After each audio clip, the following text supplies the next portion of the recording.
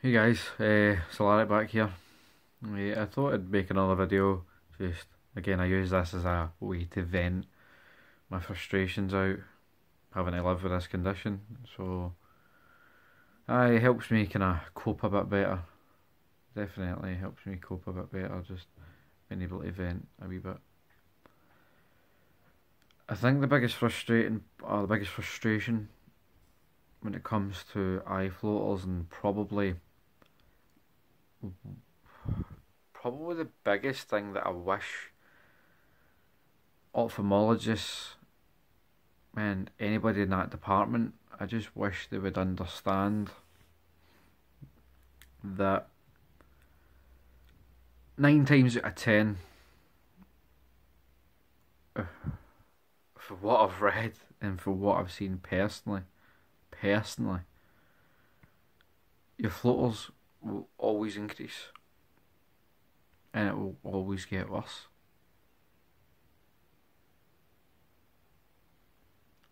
And if you're going to them screaming and shouting and saying, please help me, please remove this from my life because it affects every single part of it, and they sit there and say that you've got to live it for the rest of your life, and then once you first get told that, you kind of go right, and you go right, okay, I'll deal with this, because the first you don't know any better, and then it gets worse,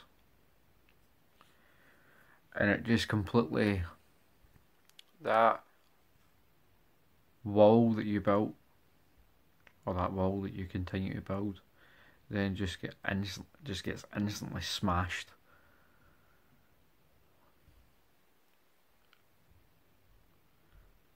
It is like having the SWAT team coming through your door. It's probably the best way I can explain it. Is that every single bit that you've built up just gets obliterated, because then you start to get fixated on it, then you start to go down that spiral, and you go down that spiral and you just, it really affects you. It really pulls you in every direction, and it fucking sucks. And then you go back to these people and you say to them, right, well in my case, after many years, you say to them, you go, right, I understand the risks. I understand that I know what I need to do in order for me to keep going on and for me to appreciate life for what it is. Because I think the part that they don't understand is it's always there. It's always in your vision. It's always tormenting you. It's always irritating you. It affects everything you do. It affects when you wake up in the morning, how it fucks with you mentally, and then you've got to try and then build up something where your, as I said, your foundation and that entire wall that you've built up has been completely shattered. And then you do it again, and then you build the second wall, and again it gets worse, and the same process goes on and goes on and goes on, and then that turns you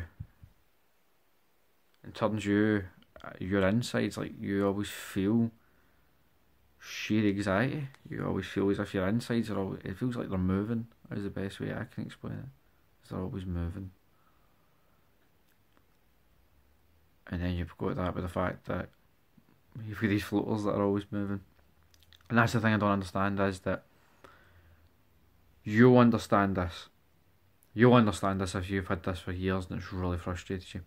Think about the amount of money they would have spent sending you everywhere else, and you going to every other doctor, and that's because I'm in the NHS, they're spending the money for that. if you're in America or things like that, that's going to be a lot more difficult for you because you're going to then have to find a surgeon that's willing to do it with your insurance. I can understand that. That would be very, very frustrating. And I can also see that the cost is extraordinary as well. I'm lucky and blessed with the fact that for me, £3,500, I can get there. I can get there if I can just keep pushing myself through. But I'm gonna be wandering trail here. I'll go back to what I was talking about. The doctors and the ophthalmologists and everybody else, they'll send you everywhere else. Everywhere else. Fuck, they would send you to space if they could. As opposed to just deal with your problem. And the thing that really fucks me off, is that if you actually look into it, 80 to 90% of people when they're in their 70s will be affected by eye floaters because that'll be then it's all pulling away. So bear in mind they look at it as what age 60, 50, 60 is acceptable.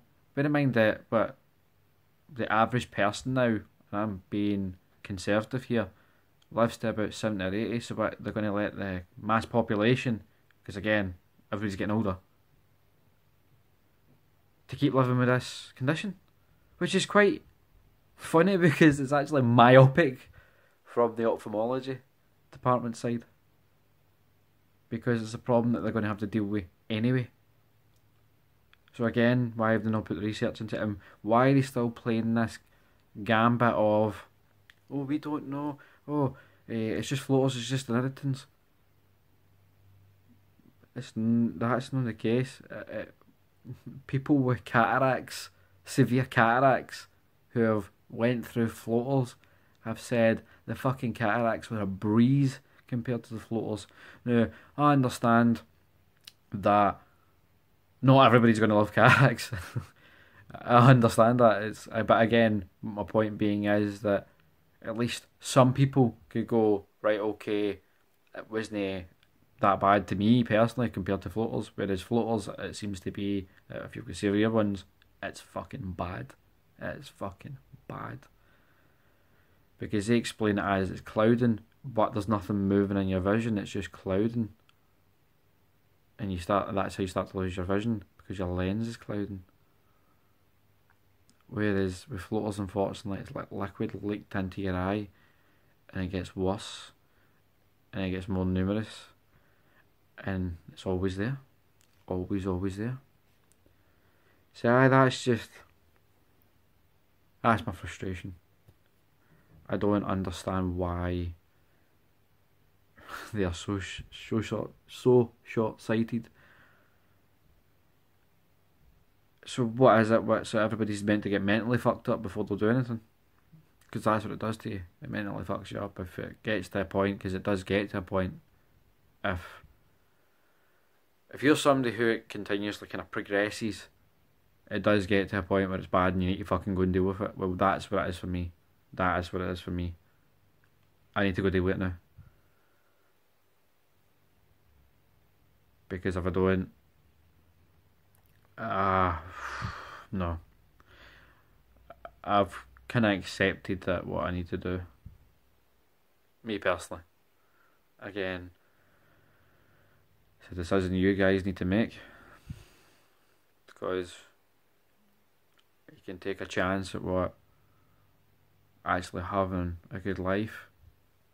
And okay, let's take cataracts into the equation. I'd rather have at least 5 to 10 years, and I'll make sure that I try and squeeze in everything amazing that I can do within that time scale. Because as I say, after this, like, I'm never taking a fucking second for granted after I get this fixed. I'm not taking a second for granted. Because no, this is best I can describe. It's been painless torture, and I'm surprised that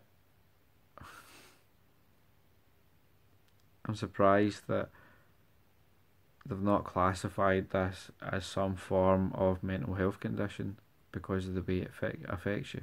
And I don't know if that would be placed under the correct terminology, but you understand what I mean. I don't understand how they can think it's acceptable to leave people like that. I really don't. I really, really don't. But, hey ho, that's the way it is. Alright guys, well, let me do down on that one, and I'll catch you in the next video. See you later.